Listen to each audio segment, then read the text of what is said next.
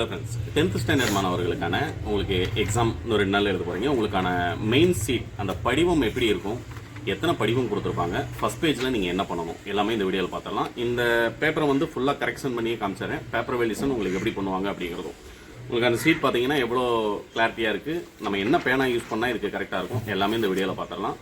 எப்படி எழுதுனா full mark கிடைக்கும் அப்படிங்கிறதும் முடிஞ்ச அளவுக்கு வீடியோக்கு ஒரு லைக் பண்ணுங்கள். இந்த வீடியோ ரொம்ப யூஸ்ஃபுல்லானது அப்படிங்கிறனால டீச்சர்ஸ் பார்த்தாலும் சரி, இல்லை ஸ்டூடெண்ட்ஸ் பார்க்குறீங்கனாலும் உங்களுடைய ஸ்டூடெண்ட்ஸ் குரூப்பில் வந்து ஷேர் பண்ணிங்க அப்படின்னா எல்லாத்துக்குமே யூஸ்ஃபுல்லாக இருக்கக்கூடியது. இப்போ நம்ம இந்த மெயின் சீட்டை நம்ம க்ளோஸ்அப்பில் வச்சு இப்போ ஒரு தடவை நம்ம பார்த்தோம்.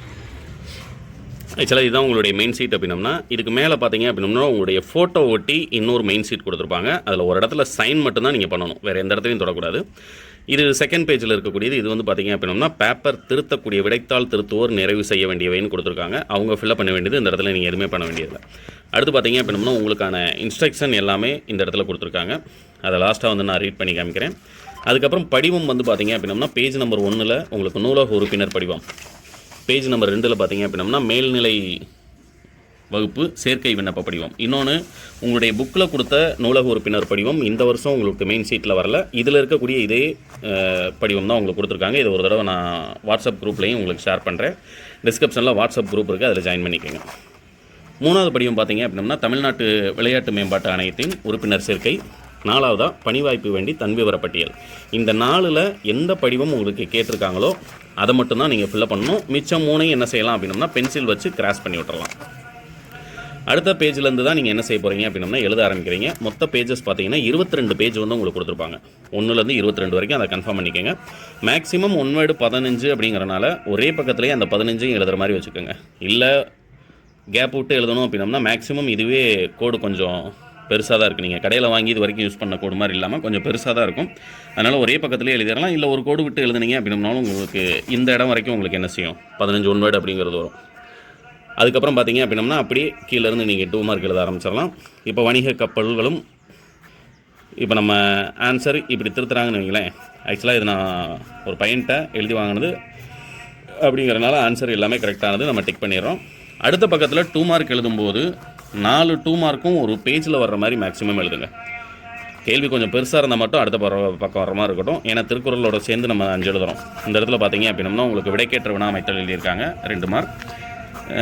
உணவு, நீர், உணவு, வானம், காற்று 2 மார்க்கு சரஸ் போட்டுறாங்க. இப்போ மனப்பாட திருக்குறள் எழுதியிருக்கான். அந்த திருக்குறளுக்கு எல்லாமே கேப் கரெக்டாக தெரிகிற மாதிரி 4 சீர் அப்படின்னம்னா அது கரெக்டாக கொடுத்துருக்காங்க இல்லையா, அதை எழுதுகிறோம். அந்த இதுக்கு டிக் பண்ணுறோம். அடுத்தது பார்த்தீங்க அப்படின்னம்னா உங்களுக்கு மொழித்திறன் பயிற்சி 5மே ஒரு பக்கத்துலேயோ இல்லை அடுத்த பக்கத்துலேயோ வர மாதிரி அழகாக எழுதியிருக்காங்க. 2 மார்க்கு. பகுவத உறுப்பிலக்கணம், கலைச்சொல், மொழித்திறன் பயிற்சி, சுடுதல், சுட்டல். பார்த்தீங்கன்னா இந்த இடத்துல வந்து பேஜ் டோட்டல் போடுவாங்க. இந்த பக்கத்தில் வந்து பேஜ் டோட்டல் போடுவாங்க. இந்த பேஜுக்கு 4. ஏன்னா இந்த பேஜ் டோட்டலையும் அவங்க என்ன செய்யணும் அப்படின்னம்னா எடுத்து எழுதணும். அடுத்தது பார்த்தீங்கன்னா 3 மார்க் கொஸ்டின். 3 மார்க் கொஸ்டின் உரைநடை தனியாக, செயல் தனியாக, தனித்தனியாக பிரித்து எழுதியிருக்காங்க. இவ்வளோ கேப்லாம் விடாதீங்க. ஒரு பக்கத்தில் இவ்வளோ கேப் விட்டீங்க அப்படின்னம்னாலே நீங்கள் உங்களுடைய பேப்பர் ப்ரெசன்டேஷன் அப்படிங்கிறது ரொம்ப மோசமாக இருக்கும். அதனால் மேக்ஸிமம் பார்த்தீங்க அப்படின்னம்னா இந்த கேப் இருக்குது அப்படின்னம்னா இந்த இடத்துல ஒரு 2 மார்க்கோ ஒரு 3 மார்க்கோ எழுதலாம் அப்படின்னம்னா எழுதிருங்க. மேக்ஸிமம் நீங்கள் ஒரு பேஜ் ஃபுல்லாக வர மாதிரி எழுத வேண்டியது என்ன அப்படின்னா 5 மார்க் கொஸ்டின் தான்.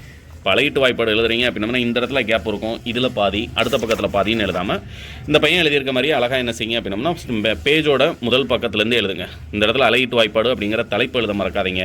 கீழே எடுத்து எழுதும்போது இந்த இக்குறள் காசு என்னும் வாய்ப்பாட்டில் முடிந்துள்ளது அப்படிங்கிறத எழுதுறதுக்கு மறக்காதீங்க. இதெல்லாம் எழுதுனீங்க அப்படின்னம்னா எக்ஸாமில் பார்க்குறதுக்கு அழகாக இருக்கும். ரைட்டுங்களா? இப்படி திருத்தி அழகாக 3 மார்க் போடுவாங்க, பேஜ் டோட்டல் போடுவாங்க. அடுத்தது பார்த்தீங்க அப்படின்னா 38ஆம் நம்பரில் 5 மார்க் கொஸ்டின் எழுதியிருக்காங்க. 5 மார்க் கொஸ்டின் என்ன சார் ஒரு பக்கம் தான் வருது, 1.5 பக்கம் தான் வருது? 5 மார்க் கொஸ்டினுக்கு அவ்வளோதான் ஆன்சர். உங்களுக்கு அழகாக ஃபுல் மார்க் வரும். புரியுங்களா? எழுத்துப்பிழை பார்ப்பாங்க. இப்போ நான் எழுத்துப்பிழை பார்க்கல, உங்களுக்கு எப்படி திருத்தணும் அப்படிங்கிற மெத்தட் சொன்னனால. பட் இது ஒரு பையன் எழுதியிருக்குதுன்னு வைங்களேன், இதுக்கு எத்தனை மார்க் வரும் அப்படிங்கிறத நான் கரெக்டாக சொல்லிடுறேன். இப்போ அனுப்பின புகார் கடிதம் அப்படிங்கிற தலைப்பு போட்டான், அனுப்புனர் எழுதிட்டான், பெறுநர் எழுதிட்டான், மைப்பு ஊரியா ஐயா எழுதிட்டான், பொருள் எழுதிட்டான், கண்டென்ட் சின்னதாக இருக்குது, உரைமேல் முகவரி இருக்குது, இப்படிக்கு தங்கள் உண்மையில் இருக்குது. இதில் என்ன மிஸ் ஆகுது அப்படின்னம்னா இந்த இடத்துல இடம் எழுதலை, தேதி எழுதலை. அப்போ அது 1 மார்க் மைனஸ் ஆகி 4 மார்க் அப்படிங்கிறது வரும்.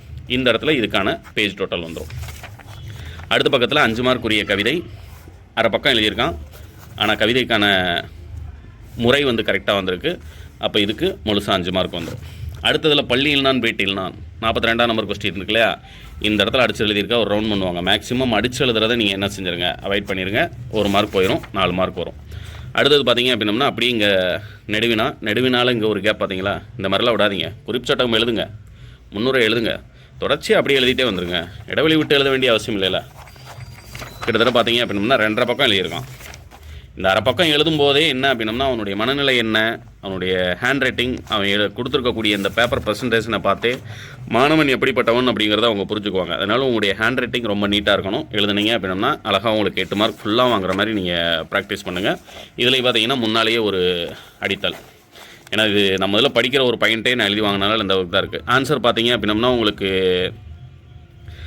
சிங்காரம் அவர்களுடைய புயலிலே ஒரு தேனி. ஆனால் புயலிலே ஒரு தோணியினுடைய முக்கியமான கருத்தை என்ன அப்படின்னம்னா அந்த அடுக்கு தொடரும் ஒளிக்குறிப்புகளும் எவ்வாறு அமைந்துள்ளது அப்படிங்கிறது. இவன் அடுக்கு தொடரும் ஒளிக்குறிப்பு எதையுமே என்ன செய்யலை, எழுதலை.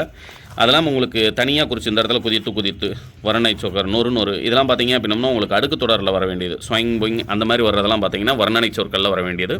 மாற்றி எழுதியிருக்கனால அதுக்கு 3 மார்க் மைனஸ் பண்ணி 5 மார்க் அப்படிங்கிறது. மேக்ஸிமம் 8 மார்க் கொஸ்டின் அப்படிங்கிறது குறைஞ்சது 1 2 2.5 பக்கமும் 3 பக்கமும் வர மாதிரி எழுதுங்க. அப்படி எழுதுனீங்க அப்படின்னம்னா 5 மார்க் ஃபுல்லாக கிடைக்கும். இதெல்லாம் உங்களுடைய பேப்பரை திருத்தி முடிச்சதுக்கப்புறமா என்ன செய்வாங்க அப்படின்னம்னா திரும்ப இப்படி எடுத்து இந்த ஃபஸ்ட் பேஜில் 1ஆம் நம்பர்லேருந்து 15ஆம் நம்பர் வரைக்கும் எத்தனை மார்க் அப்படிங்கிறது இந்த இடத்துல மொத்தமாக போடுவாங்க. அந்த பேஜ் நம்பர் இந்த இடத்துல பேஜ் நம்பர் வைஸாக மார்க் போடுவாங்க. ஃபஸ்ட் பேஜில் 15 மார்க் 15, அடுத்த பேஜில் 6 மார்க், இந்த இடத்துல 6. பட் இந்த ஒவ்வொரு 17 19 20 17ஆம் நம்பர் கொஸ்டினுக்கு எத்தனை மார்க்கு, 19ஆம் நம்பர் கொஸ்டினுக்கு எத்தனை மார்க்கு, 20ஆம் நம்பர் கொஸ்டினுக்கு எத்தனை மார்க்கு, 21ஆம் நம்பர் கொஸ்டின் மார்க்கு. 16லேருந்து 21 வரைக்கும் 4 தான் அட்டன் பண்ணியிருக்கணும். இதுலேயும் 21 கட்டாயம் அட்டன் பண்ணியிருக்கணும். அதனால் அந்த பேஜ் நம்பர் வைஸை தான் போடுவாங்க. அப்படிங்கிறனால ஒரே கேள்வியவே நீங்கள் பின்னால் எழுதுனீங்க அப்படின்னம்னா அதுக்கு எக்ஸ்ட்ரா மார்க்லாம் என்ன செய்ய மாட்டாங்க, போட மாட்டாங்க. ரொம்ப சுருக்கமாக தான் சொல்லியிருக்கேன். பட் வீடியோ உங்களுக்கு யூஸ்ஃபுல்லாக இருக்கும்னு நினைக்கிறேன். இந்த இடத்துல இன்ஸ்ட்ரக்ஷன் அப்படியே நிப்பாட்டுறேன், வேணால் ஒரு ஸ்க்ரீன்ஷாட் எடுத்துக்கோங்க. இல்லை இது மெயின் ஷீட்டோட இந்த படிவத்தோட பிரிண்ட் அவுட் வேணும் அப்படின்னம்னா நான் வாட்ஸ்அப் குரூப்பில் உங்களுக்கு ஷேர் பண்ணுறேன். வாட்ஸ்அப்போட லிங்க் வந்து டிஸ்கிரிப்ஷனில் இருக்குது, அதில் மறக்காமல் ஜாயின் பண்ணிக்கோங்க. கண்டிப்பாக இந்த வீடியோ 100% உங்களுக்கு யூஸ்ஃபுல்லாக இருக்கக்கூடியது தான், புரியுங்களா. அடுத்தடுத்து தமிழுக்கான மெட்டீரியல் ஆல்ரெடி நான் அப்டேட் பண்ணியிருந்தேன். அந்த மெட்டீரியல் வேணும் அப்படின்னம்னா அதுக்கான ப்ரைஸ் 150 அப்படிங்கிறது சொல்லியிருந்தேன். அந்த வீடியோ இன்னொரு 10 மினிட்ஸில் போட்டிருப்பேன். இல்லை நம்முடைய சேனல் அப்படி பேக்கில் வந்து கல்வி ஆர்ட்ஸ் அப்படிங்கிற சேனலை சப்ஸ்கிரைப் பண்ணிட்டு உள்ளே போனீங்க அப்படின்னம்னா 10th நான் போட்டிருக்க இம்பார்ட்டன்ட் கொஸ்டின் வீடியோவை நீங்கள் பார்க்கலாம். உங்களுக்கு லைன் பை லைன் ஒவ்வொரு கொஸ்டினுக்கும் நீங்கள் எப்படி ஆன்சர் பண்ணணும், எப்படி எழுதுனா எக்ஸாமில் ஃபுல் மார்க் கிடைக்கும் அப்படிங்கிறது ரொம்ப தெளிவாகவே கொடுத்துருங்க. ஏற்கனவே சொன்ன மாதிரி இந்த அளவுக்கு கேப்லாம் என்ன செய்யாதீங்க, விடாதீங்க. இப்போ புத்தகம் பேசுகிறது கவிதை எழுதிட்டீங்க. இப்போ பள்ளியில் நான் வீட்டில் நான் 42வது கொஸ்டின் எழுதும்போது இந்த இடத்துல அப்படியே என்ன செஞ்சிடலாம்னா ஆரம்பிச்சிடலாம். பள்ளியில் நான் வீட்டில் இந்த மாதிரி பாக்ஸ் தான் போட்டு எழுதணும்னு அவசியம் இல்லை. மேலே பள்ளியில் நான் 5 பாயிண்ட்டு, இந்த இடத்துல வீட்டில் நான் 5 பாயிண்ட், அழகாக இங்கிட்டு வந்துடுதுல. அப்போ இவ்வளோ இடவிட வேண்டிய அவசியம் இல்லை. பேப்பர் ப்ரெசன்டேஷன் அப்படிங்கிறது ரொம்ப நீட்டாக இருந்தது அப்படின்னம்னா உங்களுக்கு லாஸ்ட்டாக வரக்கூடிய நெடுவினா நீங்கள் நல்லா எழுதியிருக்கும் போது ஃபுல் மார்க் 8 மார்க் முழுசாக கிடைக்கும், புரியுங்களா. கரெக்டாக எக்ஸாமுக்கு ப்ரிப்பேர் பண்ணுங்கள்.